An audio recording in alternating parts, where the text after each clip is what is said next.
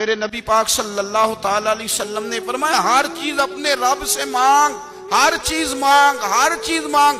یا رسول اللہ کیا کچھ؟ میرے محبوب نے فرمایا تیرے گھر میں نمک بھی ختم ہو جائے تو وہ بھی اپنے رب سے مانگا کر، تو مانگنا وہ تجھے دے گا، تو اس کی بارگاہ میں کشکول طلب دراز تو کرنا۔ اور ترمذی شریف میں عجیب لفظ ہیں، رسول کائنات نے فرمایا، رب کریم فرماتے ہیں جب میرا بندہ ہاتھ اٹھاتا ہے نا تو مجھے حیا آتی ہے کہ میں خالی کیسے لوٹا دوں اس کے۔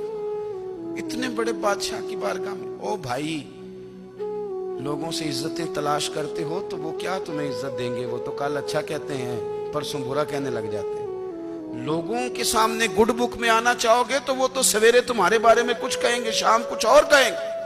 اپنی روحانی زندگی آباد کریں، اپنے مسلح کو وقت دیں، اور دنیا سے چھپ کر اس موبائل کو بند کر کے اور اپنے آپ سے بھی چھپ کے اور تنہا ہو کے چھپا کے سارا کچھ اپنے آنسو اپنے رب کی بارگاہ میں پیش کریں، اس کے حضور حاضری دیں۔ سنو نا ترمذی کی حدیث اور اسے یاد رکھنا، نبی پاک علیہ السلام نے فرمایا اپنے دکھ لوگوں کے سامنے نہ بیان کرنا، سیٹھوں نوابوں کو نہ بتاتے پھرنا، دنیا داروں کے سامنے جا کے نہ رونا کہ میں تکلیف میں ہوں۔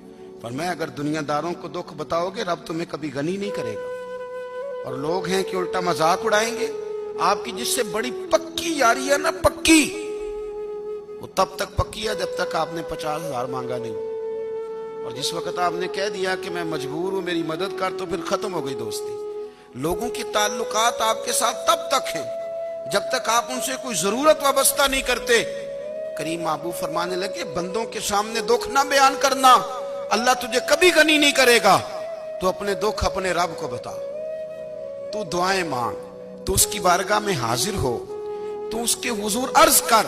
فرمایا اپنے دکھ اپنے رب کو بتا، وہ جلدی کرے یا دیر سے کرے تجھے ساری دنیا سے بے نیاز کر دے گا، تجھے کسی کا محتاج نہیں رہنے دے گا۔